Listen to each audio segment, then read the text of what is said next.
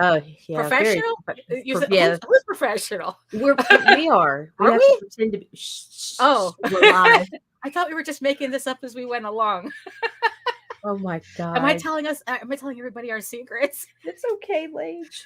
We're just doing this for shits and giggles. What? Shits and giggles. Shits and giggles. This is some whole union stuff. Okay. Good morning, everyone. It is October 10th, Oh my god. 2022. Jesus And Christ. what is this? The Ragin to the vlogs. We have an intro. Do we? Okay, Yeah, yes, I have yes, to find it. All right. Right, here we go. Hit it. The views and opinions expressed within the video content found on the Indie Comics Network are those of the speakers and do not necessarily reflect the views or positions of the Indie Comics Network or Ragin 2 Promotion.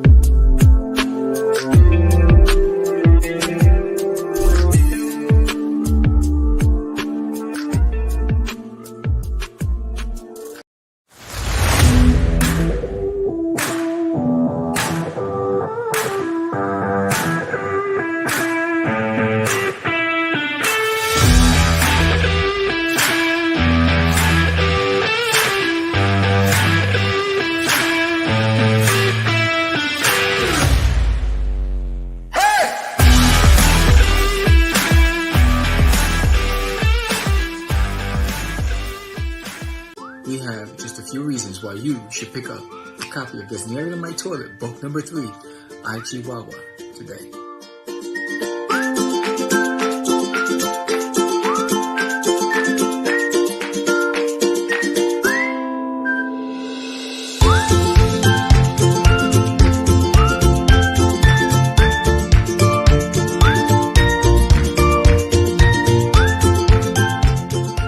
I hope you'll join all of the others and pick up a copy today.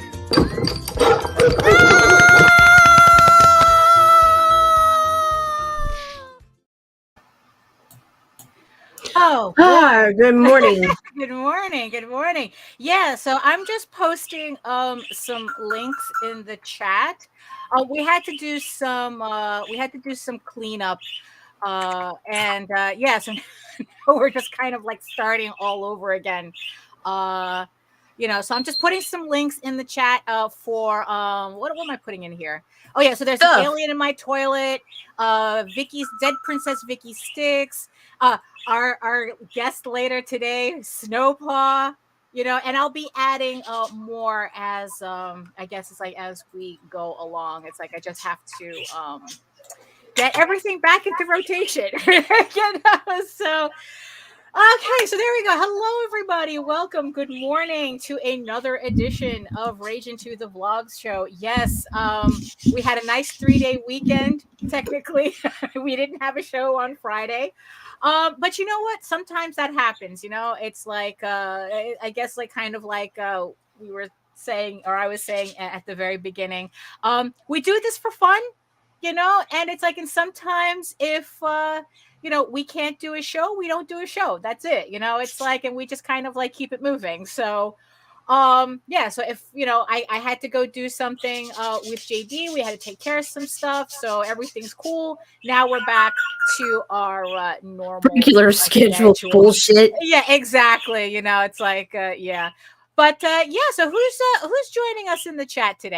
We've got Okafarns in the chat. William Russell. Hello, William. Hello. William has Psycho Sal issue 2 right now. It's available on Kickstarter. I'll get those links up in a minute. Let's see. Glenn Fleming. Hello, Glenn. Hello, Glenn. Yeah, it's like it's like everybody hard at work. I'm sure Glenn is hard at work on his Hatch comic and his Hatch animation and his Hatch television series and his Hatch climbing Mount Everest, the novel. You know, What the heck are you talking about? I'm sure Glenn Fleming is always doing something. So hello everyone, and yes, and welcome to the 4 people. Oh, there you go. And welcome to the 4 people who are watching us from regions beyond. Thank you for joining us. 5 people. Oh, there you go. That is very nice. Very nice. Whoa. You know, it's always nice. It's like, I know you probably have your reasons as to you're probably watching us on Facebook. You're probably watching us on Twitter. But you know what? All the fun's over here on YouTube. So come on over to YouTube. Join our sexy people in the chat. You know, keep the conversation moving. But you know what? It's like, it's all good. It's all good. Yes. So hello, everyone. My name is Daphne Lage, and I'm a cartoonist, illustrator, and comic book artist from New York. I have been self-publishing comics since 1992, and I am known for the furry animal fantasy adventure Tall Tales and my medieval fantasy soap opera drama Eagle Raven, Heir of the First Unicorn, which issue 5 launches on November 7th. And I am hoping, I am praying to the gods that my books from the volume 1 campaign actually delivers this week. So we're going to find out. We're going to find out today if I start getting any either tracking numbers or notifications that everything's been delayed. So I'm hoping, that's not the case. I'm hoping I get tracking numbers. So hopefully I'll be able to get everybody's books out before the next campaign drops. So but in the meantime, you can read both my comics online at Tall Tales, TAILS online.com and eagleworks.com, EGOWORKS, and also you can check out all my videos on how I make my comics here on YouTube at my channel at Daphne Lage Art, which also simulcasts here through the Indie Comics Network. So make sure you like, subscribe, share, hit the notification button so you get notified every time any one of our shows goes live. And we have a lot of shows on this network, including, it's like, we're just a small part of this. So there's always something going on with new stuff coming in. We're planning all the time, coming into the new year as well. So already we're thinking about that. But to tell you more about that, who's that? Who's me? Who's that? My name is Nita Lanning. I am a writer, vlogger, blogger from Southeast Louisiana. I am the owner of this bullshit. And that's right. That's that's what I'm it a is. tool. Baby. She's my favorite tool in the toolbox. She's the screwdriver. That's so kinky. Well, it's a little too early in the morning for that. Yeah, let me get some water. Yeah, there you go. But any housekeeping that we should take care of before let's see, I guess just the usual stuff, yes. Coming soon to Kickstarter. Sign up for Chad Perkins. You hate his show. Now you can hate his comic. The Legend of Sparkle Dog coming to Kickstarter. Oh my god. Well, it's all love. It's all love. It's all love. Yeah. We don't know why Chad's here, but we were keeping him. Yeah. Speaking of Chad, right tonight, Shots with 8:30 p.m. Eastern, Shots with Comics, our beautiful, blessed shit show. Right. Do not submit your comics to this channel for reviews, or if you do, it is at your own risk. I will not be held accountable. Right. Yeah. There's too much coffee and vodka involved. So yes. Okay. But more important. This is your job. Oh yes. So yes. So with fulfillment coming up, it's all make sure you get your comics to your pledgers in style. Save 10% of your next Gemini mailer order with our coupon code Ragin10. Ooh, yes. This bullshit. Oh, yes. And if you have any questions, comments, and you have any complaints, you can email raginavc@gmail.com and Nita and HR will take care of you. Yeah, there we go. Oh my goodness. But what a full weekend. I mean, it's like, this weekend was New York Comic Con. And, I felt kind of melancholy at not actually being there. I don't know. It's like I'm always the first one to say how much I really dislike conventions, but at the same time, I kind of miss the hustle and bustle of it. So it's like I was seeing a lot of pictures and on my Facebook feed, and it's like, maybe next year. Most likely next year. Yes, thank you. I try.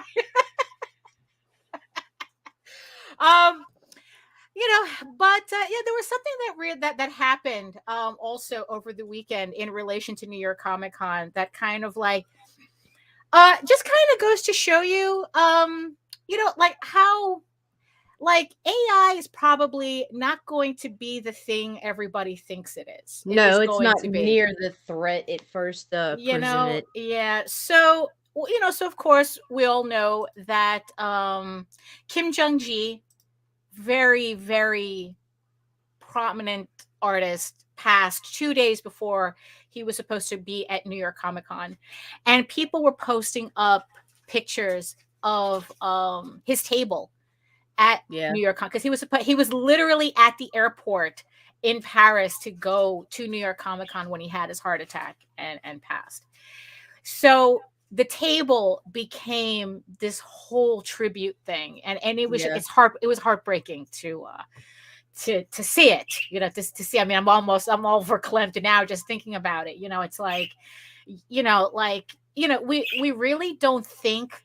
I mean, it's like, I don't know. It's like we're just doing what we're doing, and it's like, and we really don't think about like what kind of legacy, like what a legacy is or whatnot. Like, honestly, it's like, that's not something that I think about. It's like, look, I'm just concerned about what I'm doing now, and and how people are reacting to it and whatnot. But so of course it's like the table was just inundated with flowers and messages and drawings or whatnot. But Saturday, I think it was around Saturday that this happened, though. So I was just scrolling on Twitter, because that's where everything happens, right? And some chicken cutlet decided that they, in honor of Kim Jong-gi, that he trained an AI. He trained an AI to model his artwork in the AI as an homage. Oh my God. And and he was showing off some of these pieces that, honestly, I don't know what the fuck they were. And then it's like, get this. So so here's this guy training an AI to already mimic. I mean, the body isn't even cold, right? Right. I mean, it's right. like, This is horrible, and already, and the thing is, though, the AI kicks out nothing. It's just meaningless, like gibberish, artistic gibberish that the AI kicked out. It's like it's shitty. You know what? It's like, how you go to a convention and you see the guys who try to sell these shitty prints. They just like put like a movie still through a Photoshop filter or something. That's kind of what it looks like, except it has nothing to do with nothing, right? I know nothing about that. It's just, it's just like. So, of course, so the post that I first saw this, it's like the person who answered him, and he goes, "This has to be a joke. Kim Jong-gi just passed. Somehow, instead of showing respect for him, you felt that it was appropriate to rip the personhood away from this man and reduce him to a couple of keywords to produce whatever the hell this is supposed to be. Be fucking for real." Oh, and here's the kicker. Here's the kicker of the whole thing. The dude who, I guess, like, this keyword jockey, right? This keyword, jockey who typed in shit in AI, he wanted to be credited for God, this homage work.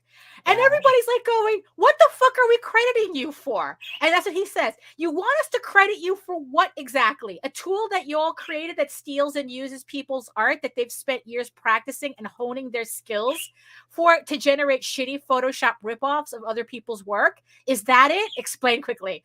I mean, it's like, and I clicked on the original link, where the guy was kind of like, "Oh, I did this homage," and the dude was getting roasted. I mean, rightfully so.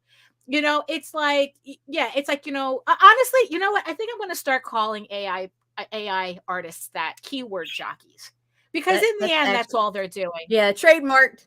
Yeah, it's kind of like you have Photoshop jockeys, and here you have AI keywords jockeys. That's what you guys are.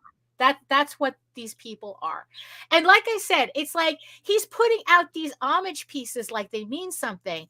And it's like, dude, did it like cross your mind that maybe you could be reposting, some of his actual work? Right? I mean, it's like he's not even because then he couldn't try to take credit for that. Right, exactly. So because it's like you want AI. Me. Look at me, I'm a creator now. Right. It's like you want this AI. You want to live vicariously as a creator in this AI whose sole purpose is to actually erase artists, but he still wants credit for that. And that's the thing. It's like, oh, so you want credit for what exactly? It's like for doing a glorified Google search. Is that what it is? And like I said, this guy was getting completely roasted in his in his mentions, and like I said, rightfully so. And then it's like, you go back to, and then I go back to my feed, and then it's like, I'm seeing more photos from New York Comic Con. Right. And like I said, every day that it's turning into a shrine, it absolutely was. I mean, it was overflowing with flowers and and memoirs and just, and it's like, and that's when it really hit me, that it's like, this guy did something that touched people in such a way that it's like, look, I don't even know the guy, and just thinking that he's gone, it's like, oh, I gotta calm down. It's like, I mean, it's like, it's like we're never gonna see this type of artist again. I mean, really, he literally was one of a kind. And the outpouring that he got for his artwork. And then it's like to kind of turn around and see this little nobody trying to like glom onto that through a shitty AI program. It's like, sorry, bro, your father will never tell you that he loves you. Wow. Wow.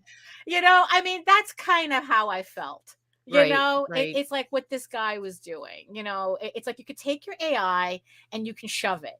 It's like you will never accomplish with AI what it's like what Kim Jong-gi was able to do with his hands. You're never going to get that. No. And you know what? And it's like, and you're never going to be. And from memory, too. That dude, that was phenomenal. It's like you're never going to do it. You're going to die a nobody. I mean, you're a nobody now. No, you know what? No, it's got to be said. It's got to be said, because it's like, you know what? It's like, too many of these assholes. It's like, because they want to glom onto us. They want to glom onto the work that we're doing. But they don't want to do the actual work.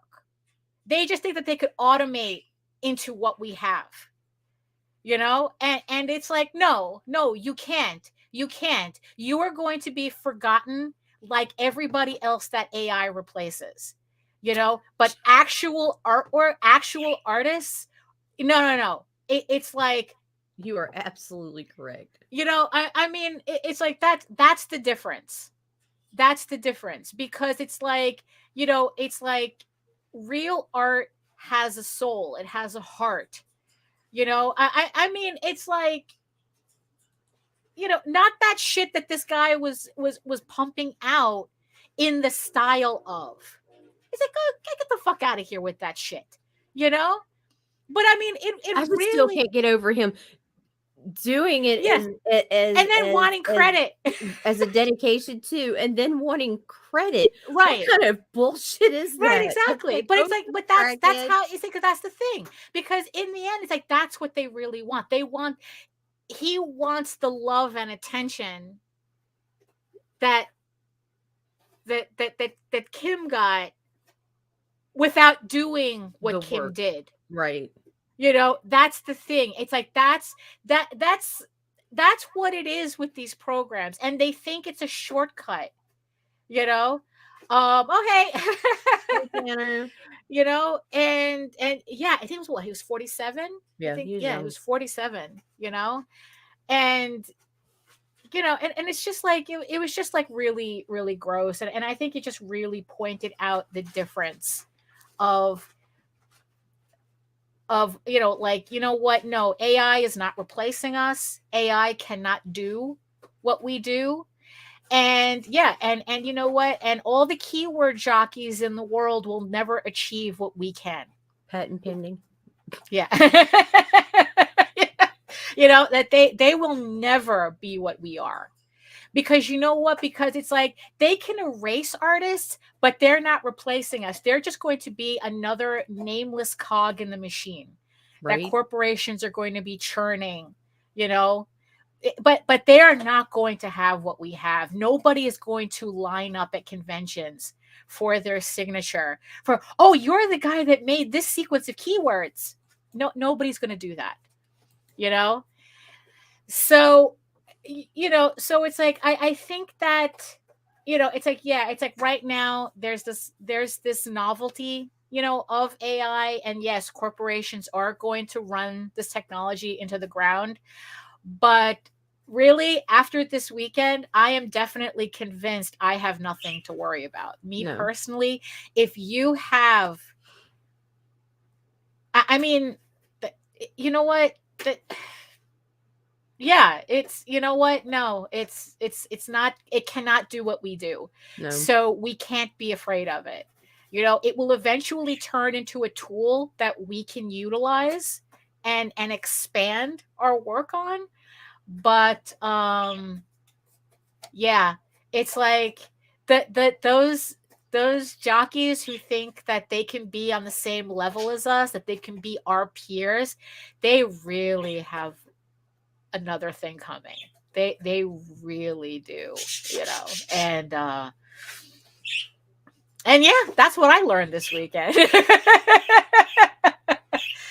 Yeah, no, absolutely, absolutely. You know, it's like, you know, they're so desperate to be us but erase us at the same time. But see, but as a person that's not an artist, that was my fear too, because I am married to an artist, I work with an artist, and I am raising an artist. Yeah. And this weekend, Jaden brought me a cover that she's currently working on for like Jimmy, and it was just like, okay, we're good. Yeah. This cannot be mimicked. This is no, absolutely not. like, Absolutely because not. I mean, it was upsetting to me, and it wasn't, I wasn't gaslighting per se, but yeah, I was on that boat first. It's like, fuck that shit, and if you got AI, I will never promote your crap, and like, just total nope, not touching it. And Just because it exists doesn't mean that we have to. But at the end of the day, for help it real grow. talent, for real artists, that it's not a real threat. Yeah, I agree. The only way it becomes a threat is it's actually going to start separating actual artists from wannabe creators. Well, you know, I mean, also, I mean, honestly, the real threat is on the corporate level. Yeah, well, yeah, if you're a graphic designer like, for Exxon or fucking McDonald's, you're fucked, buddy. Yeah, you know, if you're working for Condé Nast, it's, I mean, we have a friend who used to work for Condé Nast, and he says that, like, they use AI for practically everything. Like, he doesn't even have to lay out, and like, he's just there to check. Where before he was getting paid to do the entire process, now the AI does it, and he just checks over the final product.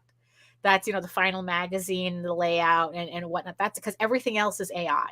That's it. You know, so I mean, but yeah, I mean, we've had we've had long, laborious discussions. This is going to be running through the courts for years. Oh yeah, no, this is going. Yeah, this is, you know, because it's like, you know, a style technically cannot be copyrighted, but if you have to feed an artist's individual body of work in, you know, in an AI for it to learn the style, that might be infringement. I mean, that's kind of the ironic thing about it.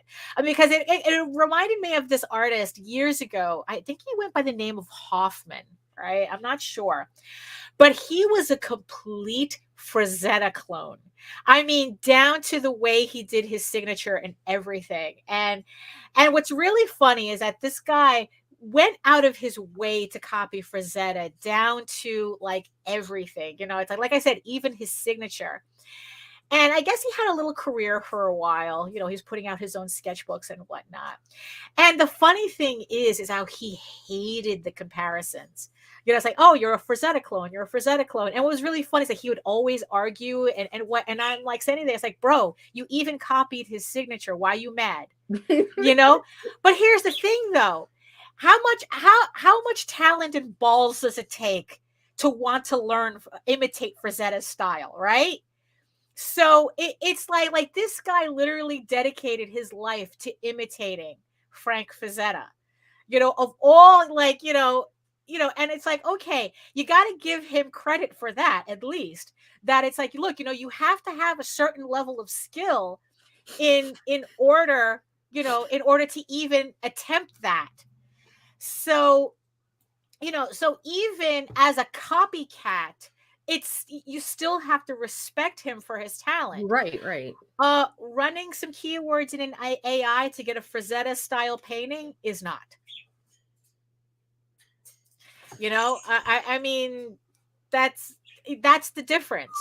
You know, I mean, it's like I have more respect for a copycat. I don't even remember if that was even the point I was trying to make. But no, but for real, like, yeah. I have more respect for somebody who would try to emulate someone else's art style than someone who types in some keywords and calls it art that they created. Right. Yeah. That they still want credit because for. I don't want it to seem like I'm completely anti-AI because like we've been through this 100 times before. It can be a good tool. Yeah. But that's just it. It's a tool, not a creator. Right, exactly. You know, that's what it is. Like, you know, who are we crediting? The guys who coded the AI to do this shit? I mean, yeah, it's absolutely we have to credit the code itself. Right, yeah, exactly. Thank you, 001100011200. Yeah. You know, so yeah, so you know, speaking of not AI, we do have a guest. Yes, we have our guest here. So I'm just going to dip really quick, and Nita's going to run some bumps, and when we get back, we're going to be talking to Rob Multari about his project Snowpaw, and yeah, we'll be right back with that. Oh, hello there. You just caught me in the middle of making a drink. While I'm doing that, here's a disembodied voice that'll talk to you about what this commercial is about. Thanks, sellout me. Shots with Comics is a podcast with artists and writers Chad Perkins, Kit Bonitis Jaspering, and Blake Matthias. They'll give you a brutally honest review of the comics they are reading. Do they love it? Do they hate it? They'll tell you while drinking their traumas away. If this sounds terrible, then join us Monday nights at 8:30 p.m. Eastern Standard Time on the Indie Comics Podcast Network for this aggressive comedy review show and sellout commercial.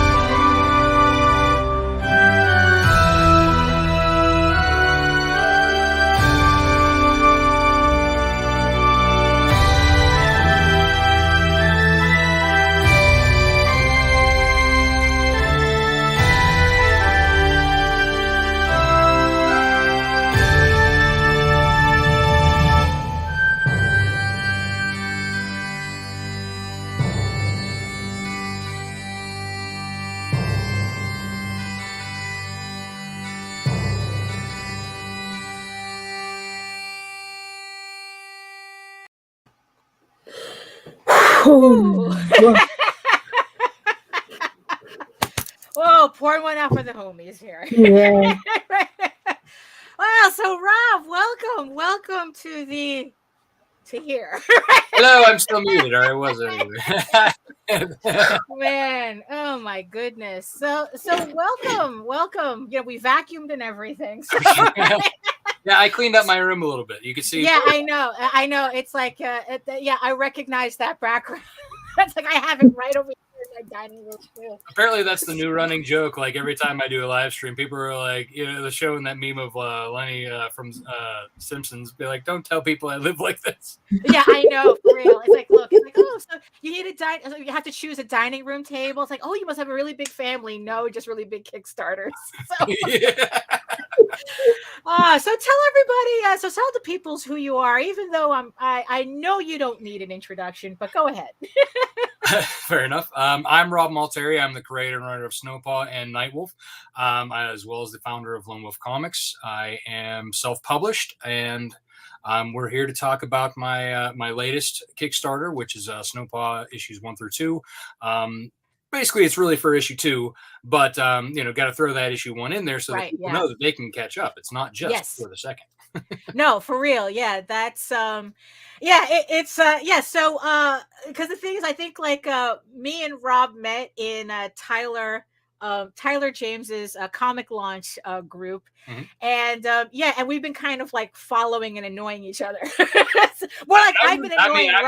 I've been annoying Rob. Definitely don't annoy me. I like what I love about you, Daphne, is that you bring like a very like joy and light to the room. Like I love having live chats with you because you like bring such a warmth. Just even when you're complaining about something, it's such in a nice way that you're like, yeah. Oh, thank you. Yeah, people tend to like that for some reason. Like to hear me complain. But yeah, so this is for Snowpaw, issues 1 through 2. So tell us about Snowpaw for everyone who, because I know it's been a while since I guess you've last been on. So when last we left our heroes, Well, I'll give the main pitch, and then we can kind of go into where from the ending of the first issue. Right. As you may have seen from the video that we just watched, basically, Snowpaw is a story. It takes place in the 19th century Scotland about a fierce heroine with an adventurous spirit and nearly gives into the social expectations of her time, but a trite fairy tale ending is not meant to be, as Cyrilla McKinley discovers her werewolf lineage and her eyes are open to the first time of supernatural beings and creatures of fantasy. So during the first issue, we basically find Saray on a farm, kind of doing things that not a normal farm girl does in the 19th century, but it is normal for her family in a way, and there's some reason for that. But as we progress through the story, we find that she is betrothed to a rich man's son that is intended to help save the family farm. As the story gets to the very ending of the first issue, we find that the farm is attacked by a group of werewolves, and that Saray discovers her werewolf lineage and is transformed for the first time into Snowpaw, and literally we're left hanging with her. To put it mildly, yeah. If there's one thing, there was one thing that I really liked about the first issue is that when she finally does meet the I don't know if I'm spoiling anything, but it was a scene that really stood out for me, where she meets the guy she's about to marry, and she's like going, I could kind of get used to this. It's like, and then it's like, okay, so it's like marry into a rich family, be a werewolf. Marry into a rich family, be a werewolf. It's kind of like decisions. So, but Snowpaw didn't start off as, I guess, your main story. I mean, it's like Snowpaw is actually a spin-off from your main story, Nightwolf, right? Correct. Yes. So, with Snowpaw in Nightwolf is 200 years later. So she's basically playing the role of the mentor. She's older, wiser, has been through an entire lifetime or two, if you will, because of the time frame of she, experience, heartache, love, hate, regret, everything. She's been able to live her life now. And with Nightwolf, she's offering her experience, to him, going through kind of a similar situation, but in a modern time. And what's different about Snowpaw and Nightwolf is kind of like that modern day gray line where he's not good, he's not evil, he's just that modern day blur. Things aren't necessarily good and evil. Like back in the day when everything is like, oh, you're either good or you're evil. So that's kind of like what I wanted to do with Nightwolf in the first place, was show that not everything has to be so black and white, if you will. And but with her, it does kind of go, back to that. So I have to do that. Yes, exactly. But with since I kind of had to go, her story stemmed from a conversation that her and Nightwolf had about her past, because they're sitting around a fire talking about what went wrong, in her situation, knowing like full well everything about him at this point. And she kind of gives like basically a couple sentences about how it happened to her. And it was kind of like Rogue One with Star Wars, like being a conversation in A New Hope. Right, yeah. So I took that, and I had 200 years to play with. So I went to the very beginning, and I thought, hey, let's just roll with it, take that conversation and blow it up into a bigger thing. And I wanted to make her a very, she was already a strong female character in Nightwolf, that she actually even competes with him as a lead in a way that wasn't intentional. It just happened. Well, because there's just certain tropes that we just fall into, because it's like it's just like that's just where we like our stories to go. Right, exactly. I mean, in the end of the story arc with Nightwolf, I can't get too far into it because that would be a very big spoiler. Right. But there does become a point where he has to be on his own. Mm-hmm. And so for me though, at that point I was like, okay, well, I know that. And don't worry, she doesn't die. I will go there for all of you out there. She does not die, but there's a point where he has to go off on his own. Right. She's got things. Look, she's a busy werewolf. She's got things to do. But the fact that like there is going to be a split off, and I'm like, okay, well, I want to do a story about her, and if I do it in the right way, I can do it with her story from the beginning, and then eventually it could be just her own series, and we could kind of like jump point from like where she meets him from her perspective, and then after that continue on if I wanted to. Right. Or if the wolf pack requires it. Right, there you go. They demand it. Yes. No, but that's the thing. That's the thing too. So, was this Snowpaw story something that you intended on doing anyway, or was it something like, "Holy crap, this character's really popular"? Well, it became so. She wasn't intended to have her own series at first, but as I was working on Nightwolf, and I think this was right around like after issue 4 came out and the volume came out. I think I was working on issue 5 with Carlos and Gad, and I was like, all right, well, this is starting to be able to live on its own 2 paws, if you will, or 4 paws. So at that point, I was like, okay, now is a good time to throw in another. Let's see if I can throw in another ball and juggle the 2, right? So I asked my audience, or my wolf pack, as I like to call them. I said, which title would you like to see next? And I threw in the 3 titles that I have on my website. Crimson Dawn, Arcane, and Redemption, and those are my other titles that do make an appearance in Nightwolf issue 2, just to establish that they do live in a similar universe. Their same world. They actually will eventually interact with each other. And then I was like, out of curiosity, because of how much I love Snowpaw and how much I've heard that people like Snowpaw, that I threw her in as a 4th option. And like, I mean, it wasn't even a question. Right. Like, she was number 1 choice, and then I think Crimson Dawn was number 2. Right.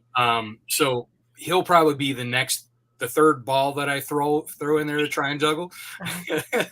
But yeah, so that's kind of like where that started, and I was like, okay, so now I have to figure out this sentence, expand it into this. Right. Well, right. Yeah. It's just really funny how sometimes how throwaway lines just like blow up into their own. They became their own thing. Like I have that happening to me all the time. It's just kind of like trying to rein in everything. Right.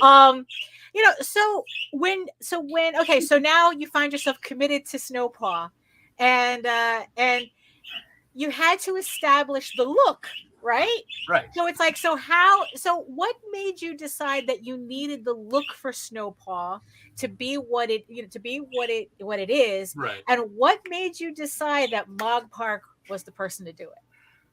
Well, that was a happy thing with Mog, falling into my lap like that. But so the aesthetics, basically, what I wanted is I didn't want another Nightwolf. I would, Carlos is an amazing artist, and he probably could have done both, Right. though it would have taken him forever because, Right. it takes him enough time to do Nightwolf.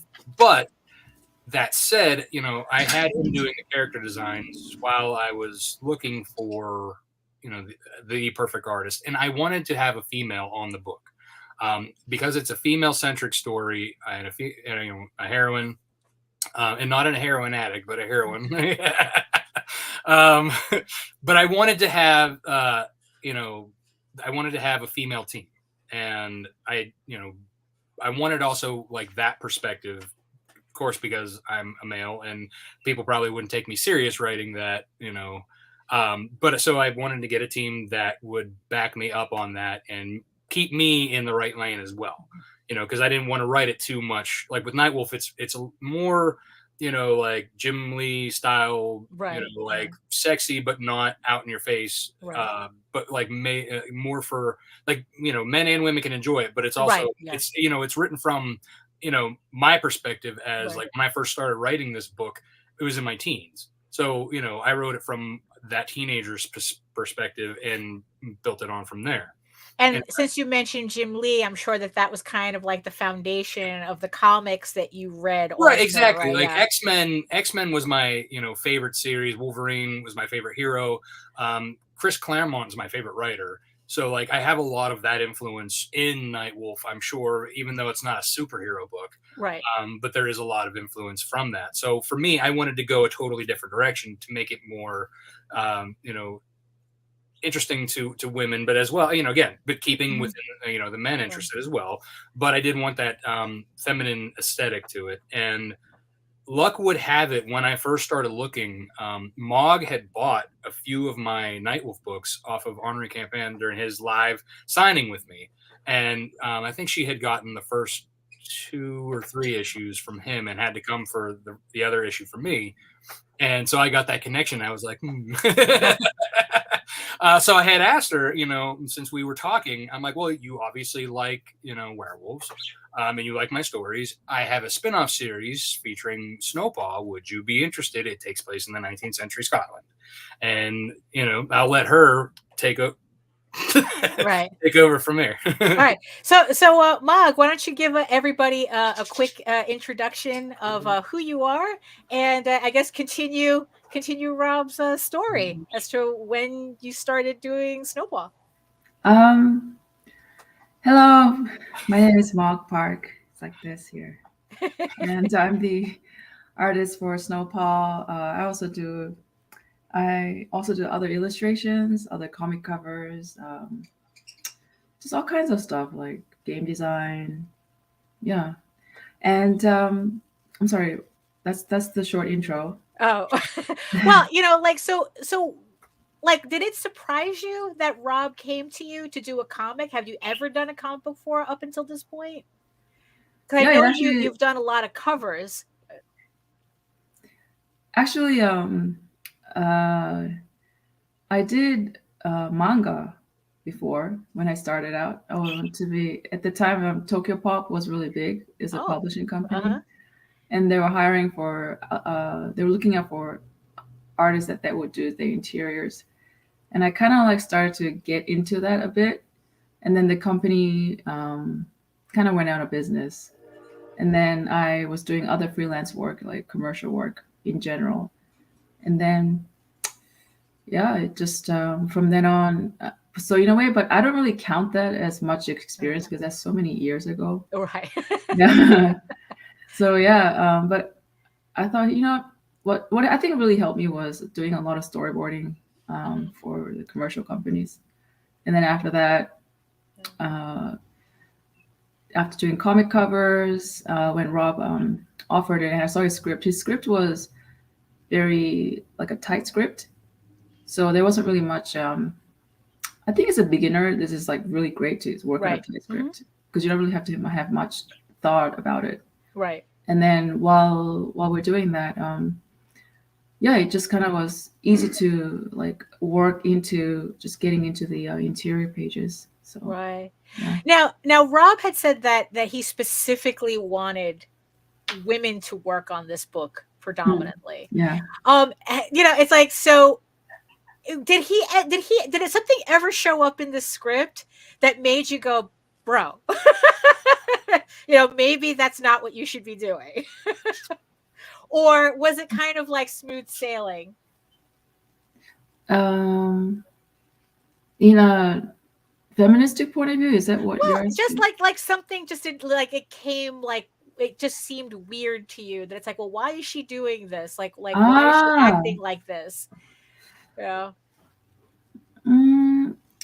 You know, like because he had said that he had wanted I guess it's like he's a very male centric writer, so he wanted that balance. And I was just wondering, like, did you feel like there at any point that you felt like, you know, like kind of like, okay, why is this happening in the story? This is not how, like, or did you just guys just vibe? This is not what a chick would do. Yeah, I guess. Did you ever have a moment where you're like, a bitch wouldn't do that? Okay.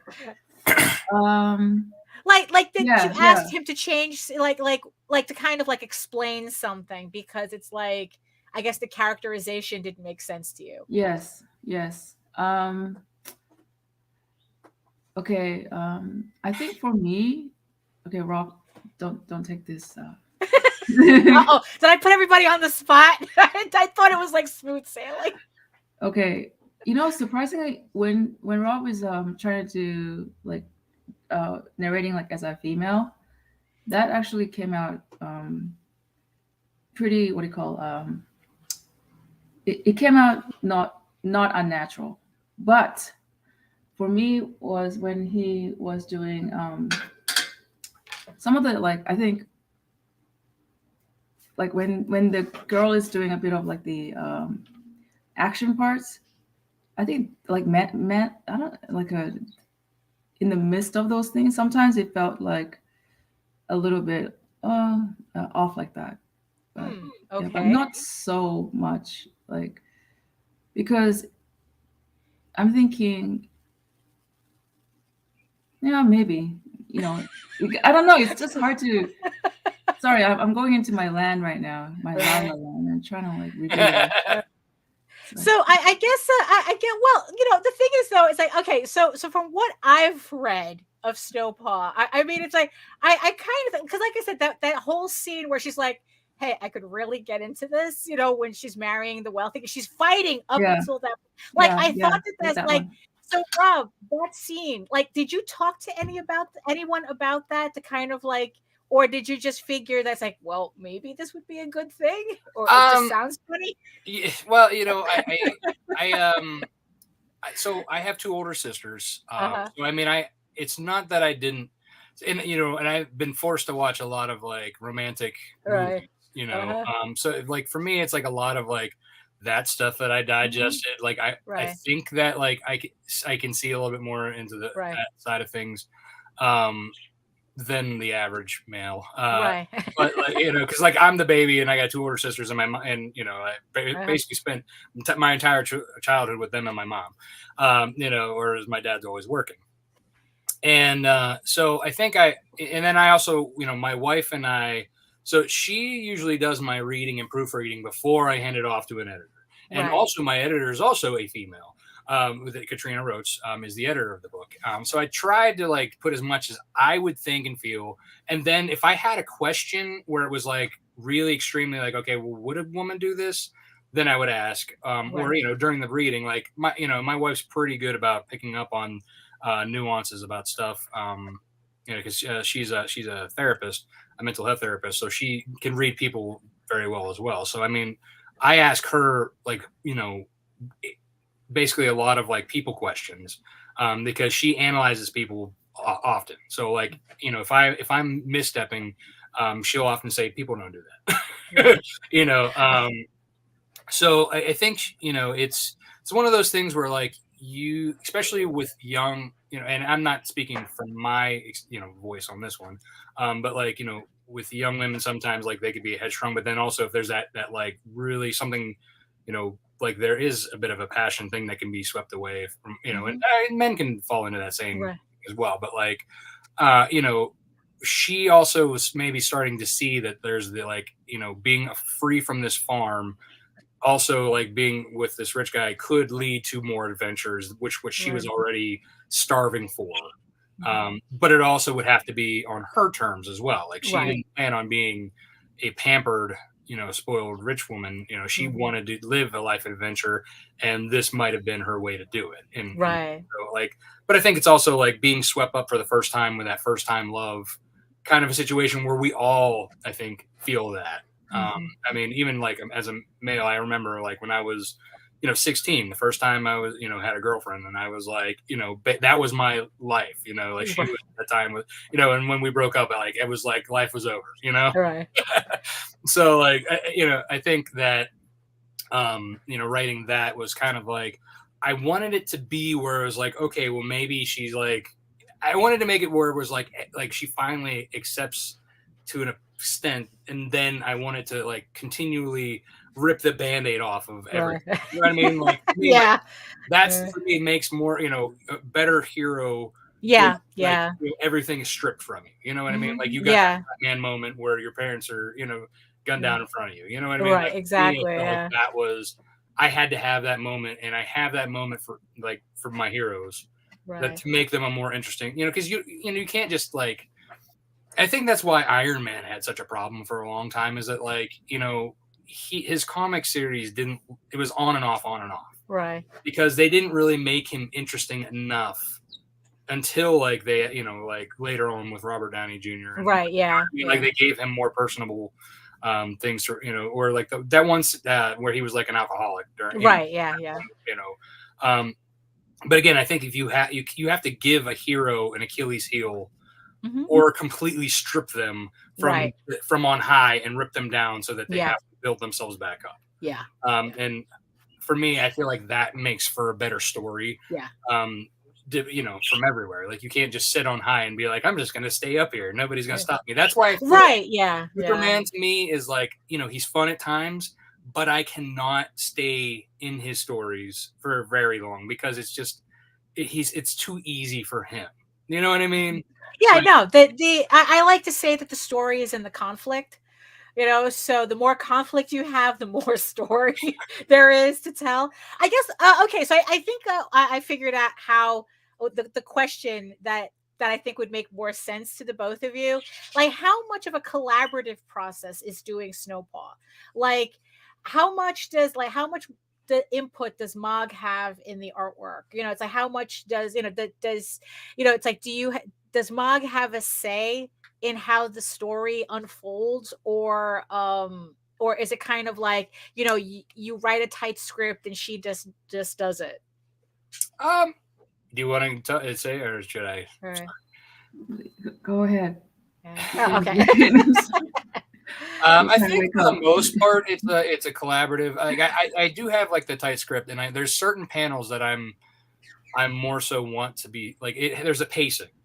But as far as like layout, she usually comes up with the layout based on the panel numbers, and for the most part, as long as it fits like enough dialogue space and spacing of the page, she's free to lay it out the way she thinks best.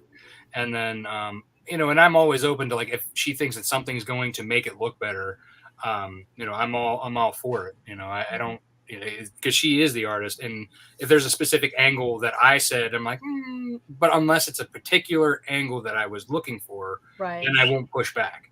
Right. Okay. So for the most part, I think her and I, we do a lot of talking through Trello. Like I'll she has the script, she posts the roughs, the layout, and all that, and then I'll comment on it. But the first issue, was kind of like getting used to it. And then for, this issue, I felt like it was a lot smoother. There was most times I was like, I love it, let's do it. Ooh, it's like, okay, well, that's my doorbell. Just everybody ignore that. It's probably just something being delivered. That's all. So, let's see. So, how many issues is Snowpaw expected to be? So originally we had it planned out for 4 issues. This particular story arc is going to be 4 issues, and then it'll continue from there. As far as continuing, I would love to keep going as long as people want it. Right. I have 200 years to play with. Right. Exactly. Now, and so here's the thing. You're going to eventually do a trade, right? I mean, because it's like, unfortunately, I'm one of these people right now that it's like I can only concentrate on trades, because I literally don't have the space to store individual issues. So, it's like, that's why if you don't see my name on your campaign, that's why. It's like I'm waiting for the trade because I don't have the space for everything, right? But you are planning a trade, right? Yes. So like with Nightwolf, I every 4 issues I put out a trade. Okay. I plan to do that, especially, and I think that's why I plan this to be a 4-issue story arc, because I wanted to have that same, for the trade. So it makes it an actual true volume. Right. And unlike with Nightwolf, it's kind of like, there's 12 issues scripted for the first story arc. Right. So I was like, maybe I should make them a little shorter. Right. Just give me a quick second. I'll be right back. Just really quick. Well, I guess I need to take over, right? I don't know how to do these things. I just like run the background shit. So how the hell are you guys? Good. How are you? Oh my God. What? You look so sexy. Sexy. I like Alive, dude. She's like, hello. Okay, all right, there we go. I just had to settle something. There's always a connection with the doorbell, so. But we're good. God, you were gone 2 seconds. And I know, right? So now here's the thing though, with all these different werewolves. Now the thing is though, the thing with Snowpaw though that really caught my attention, I just have to mention really quickly because I am a degenerate. If you really want me to show up to something, there are 3 things that really will get me to a place, and right now I can only think of 2 of them. One of them's have falafel ready for me, and 2 Viking werewolves. So we don't have falafel, but you have Viking werewolves. So now you have all these new characters that you're bringing into your Nightwolf Snowpaw pantheon. So it's like, is there any plans for you to kind of like everybody gets kind of a spin-off, or you're just trying to like stick with these 2 stories and I think it'll depend. Again, I have 3 other titles that I want to put out because they do have interlocking connections, if you will. Eventually, they will come together for like a world-ending event. So I do want to get to that eventually. But I'm not opposed to like telling like mini series.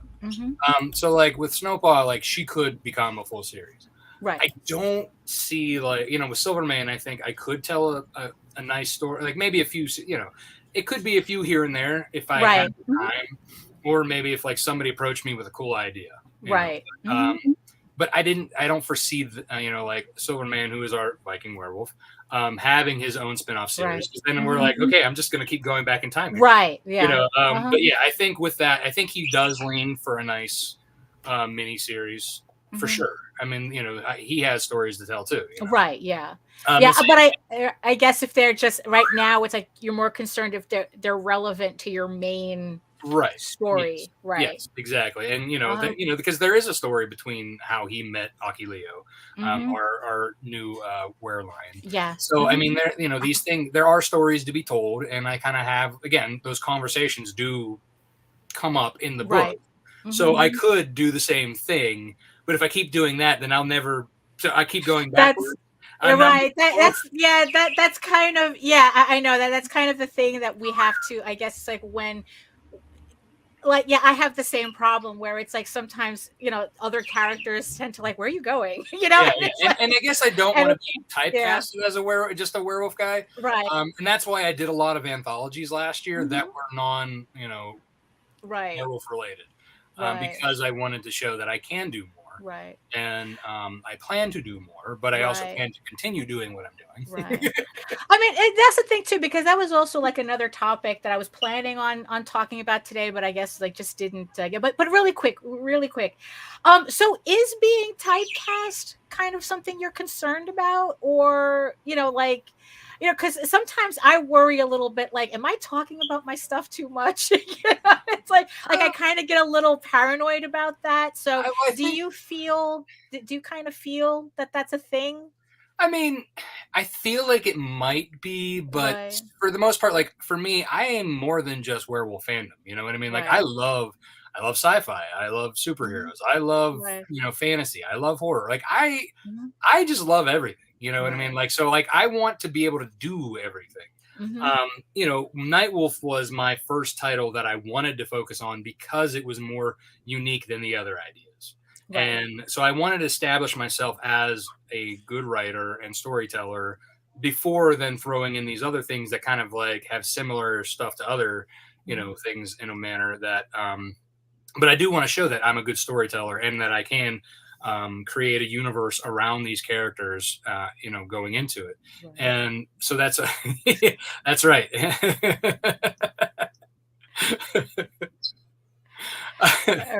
But yeah, so I mean, I plan on, being able to just tell these stories, and I think that I didn't want to be just the werewolf guy telling werewolf stories. You know what I mean? So for me, it wasn't so much that I was afraid everyone else would typecast me that way, but I wanted to be like, I want to do more. I want to show more. And I want you all to see that I'm not just good at writing this, that I'm also good at writing this. Right. Okay. All right. So there you go. So it's like, so on that note, why don't you tell everybody? So, Snowpaw is currently on Kickstarter. 400. We want to thank the 477 backers who have backed it so far at 14,384. You are way past your goal. You have 9 days left to go. So no, he's the wolf daddy. Yeah, he's the wolf. Yeah, I know. I made that joke. Yes. Come on. It was funny. I guess it's better than the dog father. Right. Well, yeah, that's true. Yeah. No.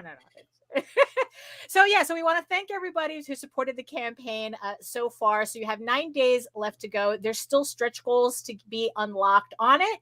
So yes, the links will be in the show notes, and I've also put links in the chat as well to the campaign. So so outside of the Kickstarter, Rob, where can everybody find you? Yeah, so as you can see right there, right. You can find me Twitter, Facebook, Instagram. I mean, I guess you could go to TikTok and find me there, but you're not going to see much yet because I'm that old guy trying to figure it out. Yeah.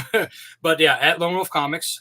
You can find me personally on Twitter, Facebook, and Instagram, but you won't find me on Twitter or TikTok there. At Rob Multari. And Mog, where can everybody find you? Because we can find plenty of your artwork on the Snowpaw campaign, but where can we find you outside of Kickstarter? You can find me on Instagram, Twitter, and Facebook. And it's just, I keep it very simple. It's just like Mog Park here, just. Right. There you go. So it's like we could just type in Mog Park and you'll find everything. Yes. So it's there you go. Okay, so there you go. So I'd like to thank the both of you for coming on the show. Thank you so much. And it's like we're definitely going to be seeing you guys again. So yeah, you're always welcome on the show. So because as long as there's I guess as long as there's always campaigns to for Nightwolf, for Snowpaw, for whatever else that you do, you're always welcome on the show. So thank you so much for coming. Thank you. Awesome. All right. So so on that note, so Nita, you have any final words for the people? No, tune in tonight.